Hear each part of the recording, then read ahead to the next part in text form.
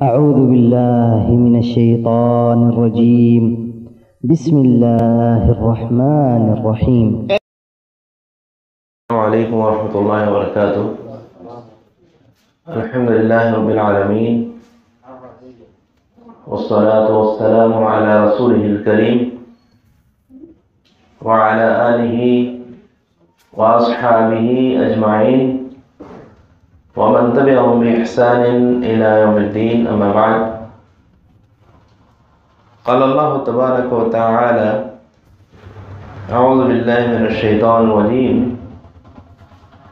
الذين آمنوا ولم يلبسوا إيمانهم بظلم أولئك لهم الأمن وهم مهتدون. محترم حضرات، ایمان اور اس کے فوائد سے متعلق مختصر طور پر کچھ باتیں آپ کے سامنے عرض کرنا چاہوں گا۔ جیسا کہ آپ تمام جانتے ہیں کہ ذمہ دار اور ذمہ داری کا احساس اس موضوع پر ابھی حافظ محمد اسماعیل اولی حفظہ اللہ کا خطاب ہونے والا ہے، تو کچھ دیر میں ایمان اور اس کے فوائد سے متعلق باتیں آپ کے سامنے رکھوں گا۔ ابھی میں نے آپ کے سامنے سورہ انعام کی ایک آیت تلاوت کی ہے۔ اس میں اللہ تبارک و تعالیٰ نے ارشاد فرمایا: الذین آمنوا، بے شک جو لوگ ایمان لے آئے، ولم یلبسوا ایمانہم بظلم، اور اپنے ایمان کو ظلم سے نہیں ملائے، اپنے ایمان میں انہوں نے ظلم کی آمیزش نہیں کی۔ اولئک لہم الامن، انہی لوگوں کے لیے امن ہے، وہم مہتدون، اور یہی ہدایت والے ہیں، یہی ہدایت یافتہ ہے۔ اس آیت میں اللہ تبارک و تعالیٰ نے ایمان کیسے ہونا چاہیے اس کو بھی بیان کیا، پھر جب ہمارا ایمان جیسا ہونا ہے اس طرح ہو تو اس کا فائدہ بھی بیان کیا۔ پہلی بات جو اس آیت میں بتائی گئی ہے، الذین آمنوا، وہ لوگ جو ایمان لائے۔ تو ایمان کیا ہے، اس کو ہمیں سمجھنا ضروری ہے۔ آج ہم میں سے ہر کوئی جو اپنی نسبت اسلام کی طرف کرتا ہے یہ سمجھتا ہے کہ وہ مسلمان ہے، وہ مومن ہے، لیکن ایمان کو نہ سمجھنے کی بنا پر سورہ یوسف کی جو آیت ہے جس میں اللہ تبارک و تعالیٰ نے بیان فرمایا: وَمَا يُؤْمِنُ أَكْثَرُهُم بِاللَّهِ إِلَّا وَهُم مُشْرِكُونَ، کہ اللہ تعالیٰ پر ایمان رکھنے والوں میں اکثر لوگ شرک کرنے والے ہوتے ہیں۔ بہت سے لوگ اللہ پر ایمان تو رکھتے ہیں، لیکن ایمان کیا ہے، ایمان کا معنی اور مفہوم کیا ہے، اس کو نہ سمجھنے کی بنا پر وہ اللہ کے ساتھ شرک بھی کرتے ہیں، اللہ کا شریک بھی بناتے ہیں، جس کی بنا پر ایمان رکھنے کے باوجود ان کا ایمان انہیں فائدہ نہیں پہنچائے گا، بلکہ ایسے لوگوں کا ٹھکانہ جہنم ہوگا، کیونکہ وہ شرک کر رہے ہیں۔ تو اللہ تعالیٰ نے جو کہا کہ جو لوگ ایمان لے آئے، تو ایمان کیا ہے اس چیز کو سمجھنا ضروری ہے، تبھی ہم اپنے ایمان کو ویسا بنائیں گے جیسا ہونا چاہیے جب ہم اس کو سمجھیں گے۔ ایمان کے سلسلے میں اس بات کو آپ جان لیجئے کہ ایمان 3 چیزوں کا نام ہے۔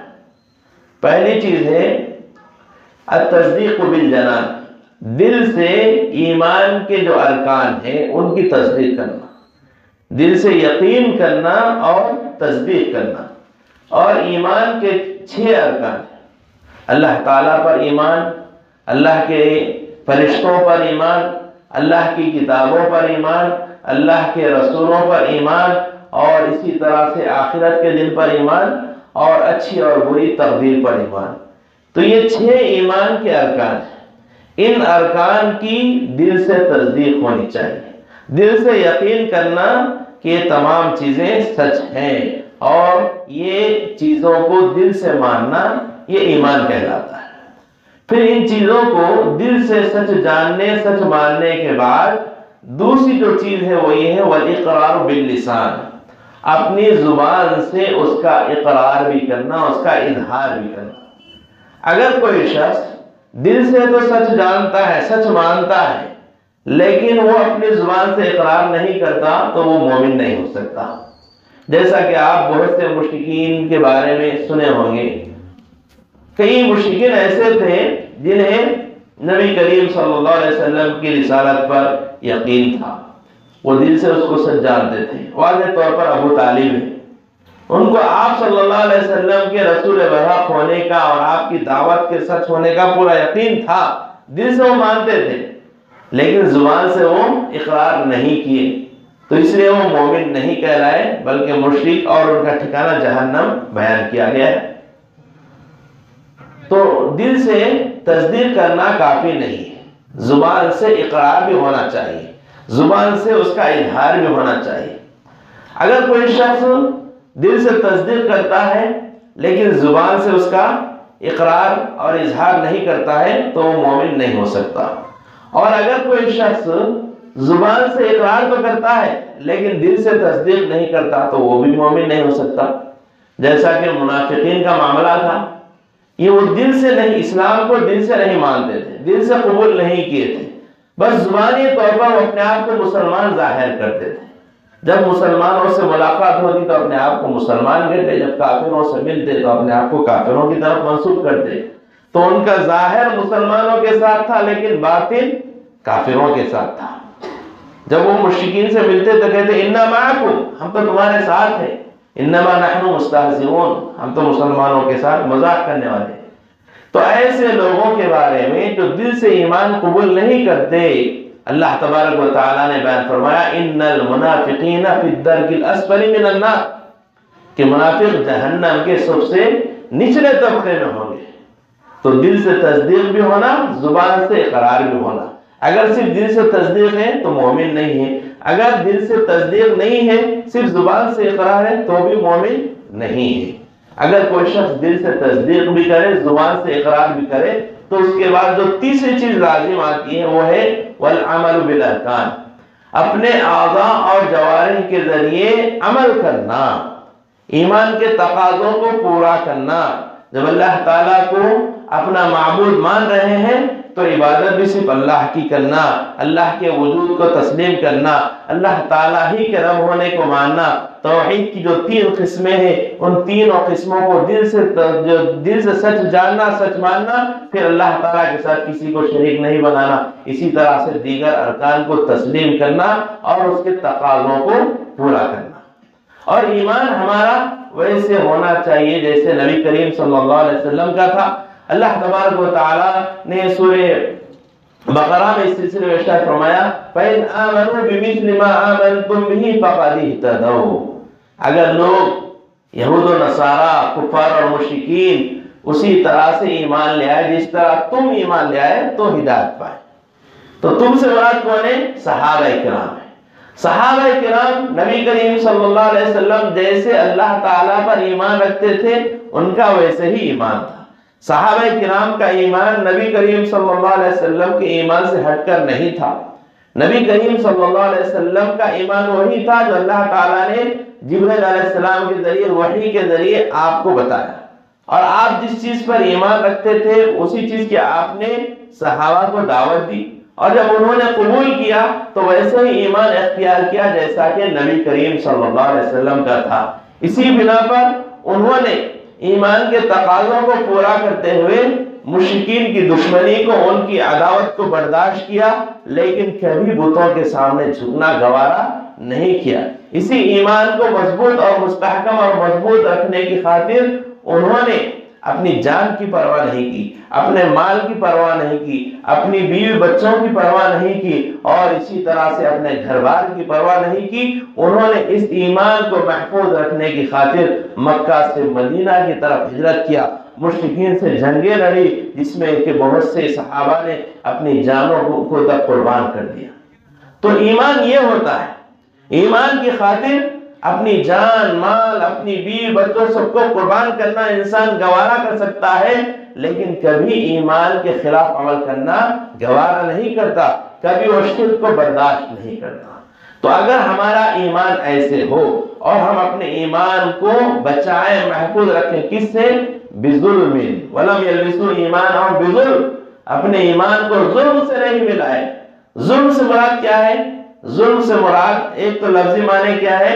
وضع الشیء فی غیر محلہ، کسی چیز کو جہاں پر رکھنا چاہیے اس جگہ پر رکھنے کے بجائے کسی اور جگہ پر رکھنا، یہ ظلم کہلاتا ہے۔ یہاں اللہ تعالیٰ نے ایمان کے بارے میں بیان فرمایا وَلَمْ يَلْبِسُوا إِيمَانَهُم بِظُلْمٍ، اپنے ایمان کو ظلم سے نہیں ملائے۔ تو یہاں ظلم سے مراد کیا ہے؟ ظلم سے مراد شرک ہے۔ جیسا کہ جب یہ آیت نازل ہوئی تو صحابہ کرام بڑے پریشان ہو گئے کہ انہوں نے ظلم کا معنی گناہ کا لیا۔ اب صحابہ کرام یہ سمجھے کہ گناہ سے کون پاک ہے، ہر کسی سے گناہ ہوتا ہے، اور وہ پریشان ہو گئے۔ نبی کریم صلی اللہ علیہ وسلم نے جب صحابہ کرام کی پریشانی کو اور ان کی حالت کو دیکھا تو آپ نے ان سے دریافت کیا کہ کیا وجہ ہے کہ تم پریشان ہو؟ تو صحابہ کرام نے کہا کہ اللہ کے رسول آیت نازل ہوئی جس میں کہا کہ وَلَمْ يَلْبِسُوا إِيمَانَهُم بِظُلْمٍ، کہ اپنے ایمان کو ظلم سے نہیں ملائے۔ تو ہمیں سے کون اپنے نفس پر ظلم کرنے والا نہیں ہے؟ تو آپ صلی اللہ علیہ وسلم نے بیان فرمایا کہ ظلم سے مراد وہ نہیں ہے جو تم سمجھتے ہو، بلکہ ظلم کیا ہے؟ الظلم الشرک، یہاں ظلم سے مراد شرک ہے۔ اور آپ صلی اللہ علیہ وسلم نے سورہ لقمان کی آیت تلاوت کی اور کہا ان الشرک لظلم عظیم، کہ شرک سب سے بڑا ظلم ہے۔ تو ایمان کو ظلم سے بچانا ہے، یعنی کہ شرک سے بچائے رکھنا ہے۔ اور شرک کب ہوگا؟ شرک یہ ہے کہ عبادت کی جتنی بھی قسمیں ہیں ان قسموں میں سے کسی بھی قسم کو اللہ کے علاوہ کسی اور کے لیے انجام دینا یہ شرک ہے۔ تو اپنے ایمان کو شرک سے اگر ہم بچائیں گے، مضبوط اور محفوظ رکھیں گے، تو اللہ تعالیٰ نے بیان فرمایا اولئک لہم الامن، ان لوگوں کے لیے امن ہے، دنیا میں انہیں ڈرنے خوف کھانے کی ضرورت نہیں۔ اللہ تعالیٰ اہل ایمان کی دنیا میں حفاظت کرے گا اور ہر جگہ ان کی مدد فرمائے گا۔ اللہ تبارک و تعالیٰ نے قرآن کریم کی مختلف آیات میں اس کا وعدہ کیا ہے کہ ان کے لیے امن ہے۔ اللہ تبارک و تعالیٰ نے ارشاد فرمایا سورہ آل عمران میں وَلَا تَهِنُوا وَلَا تَحْزَنُوا وَأَنْتُمُ الْأَعْلَوْنَ إِن كُنتُم مُؤْمِنِينَ، کہ تم غم نہ کرو، رنج نہ کرو، تم ہی غالب رہو گے، تم ہی سربلند رہو گے، اس حال میں کہ شرط یہ ہے کہ تم مومن رہو۔ اور اسی طرح سے اللہ تبارک و تعالیٰ نے بیان فرمایا سورہ نور میں وعد اللہ الذین آمنوا منکم وعملوا الصالحات لا يستخلفنهم في الارض كما استخلف الذین من قبلهم ولا يمکنن لهم دینهم الذی ارتضى لهم ولا يبدلنهم من بعد خوفهم امنا يعبدونني لا يشركون بي شيئا۔ سورہ نور کی اس آیت میں ایک اہم بات بتائی گئی کہ اللہ تعالیٰ زمین کا جانشین بنائے گا کن لوگوں کو؟ اللہ نے وعدہ کیا ہے کہ جو لوگ ایمان لا کر عمل صالح کرتے ہیں، ایمان کے تقاضوں کو پورا کرتے ہیں، اللہ تعالیٰ انہیں زمین کا جانشین بنا دے گا۔ اور اسی طرح سے اللہ تبارک و تعالیٰ ان کے خوف کو امن سے بدل دے گا۔ جس دین سے راضی ہے اللہ تعالیٰ اس دین میں انہیں مضبوط اور مستحکم بنا دے گا۔ یعبدوننی لا یشرکون بی شیئا، شرط یہ ہے کہ وہ صرف میری عبادت کرنے والے ہوں گے اور عبادت میں میرا وہ کسی کو شریک بنانے والے نہیں ہوں گے۔ تو اللہ تعالیٰ نے ایمان والوں کے لیے یہ وعدہ کیا ہے کہ اللہ تعالیٰ ان کے خوف کو امن سے بدل دے گا، انہیں بیماریوں کا خوف نہیں ہوگا، اور اسی طرح سے اپنی جان اور مال میں نقصان کا خوف نہیں ہوگا، دشمن کا خوف نہیں ہوگا، عذاب کا خوف نہیں ہوگا، کیونکہ اللہ تعالیٰ نے اہل ایمان سے جنت کا وعدہ کیا ہے، اپنی نعمتوں کا وعدہ کیا ہے۔ لہذا ہم ایمان کو خالص کریں، اپنے ایمان کو شرک سے بچائیں، تو اللہ تعالیٰ ہمیں دنیا میں بھی امن دے گا اور آخرت میں بھی ہمارے لیے امن ہے، سلامتی ہے، اور اللہ تعالیٰ کی جو نعمتیں ہیں جنت اور جنت کی نعمتیں اس کے ہم مستحق بنیں گے۔ شرط یہ ہے کہ ہم ایمان کے تقاضوں کو پورا کریں، اور اللہ تعالیٰ نے ایمان کا ایک فائدہ یہاں پر یہ بھی بیان فرمایا وَهُمْ مُهْتَدُونَ، جو ایمان لا کر اپنے ایمان کو ظلم سے بچائیں گے اللہ تعالیٰ انہیں امن بھی دے گا اور وہ ہدایت یافتہ ہوں گے۔ لہذا اس آیت کو سمجھتے ہوئے ہم اپنے ایمان کو خالص کریں، اپنے آپ کو شرک سے اور شرک کی جتنی بھی قسمیں ہیں اس سے ہم اپنے آپ کو بچائیں، اپنے ایمان کو خالص کریں، اور ہم وہی اعتقادات رکھیں، اپنے عقیدے کو ویسا ہی بنائیں جیسا کہ نبی کریم صلی اللہ علیہ وسلم کا تھا، اللہ کے بارے میں، فرشتوں کے بارے میں، آخرت کے بارے میں، اور اسی طرح سے موت کے بعد کے حالات کے بارے میں جو جو چیزیں کتاب و سنت میں بتائی گئی ہیں ہم انہیں ویسے ہی تسلیم کریں، ویسے ہی مانیں جیسا کہ نبی کریم صلی اللہ علیہ وسلم نے ہمیں تعلیم دی ہے، اور ہم اس کے خلاف آج جو انحرافات اور اسی طرح سے بدعقیدگیاں لوگوں میں عام ہوتی جا رہی ہیں، اس طرح کی بدعقیدگیوں سے اور شرکیہ کاموں سے ہم اپنے آپ کو بچائیں تو اللہ تعالیٰ کی نعمتوں کے ہم مستحق بنیں گے اور ہدایت یافتہ رہیں گے۔ دنیا میں بھی اللہ تعالیٰ ہماری مدد کرے گا اور آخرت میں بھی اللہ تعالیٰ ہمیں جہنم سے بچا کر جنت میں جگہ نصیب کرے گا۔ اللہ تعالیٰ سے میں دعا کرتا ہوں کہ اللہ تبارک و تعالیٰ ہم تمام کو ایمان میں خالص بنائے اور ہمیں ہر قسم کے شرک سے بچنے کی توفیق عطا فرمائے، ایمان کے تقاضوں کو پورا کرنے کی توفیق عطا فرمائے، جب تک زندہ رکھے اللہ ہمیں خالص اللہ ہی کی عبادت اور بندگی کرنے کی توفیق عطا فرمائے، اور جب ہمارا خاتمہ ہو تو اللہ تعالیٰ کی اطاعت اور اللہ تعالیٰ کی بندگی پر ہمارا خاتمہ فرمائے۔ آمین وآخر دعوانا الحمدللہ رب العالمین، والسلام علیکم ورحمۃ اللہ وبرکاتہ۔ اب میں دعوت دیتا ہوں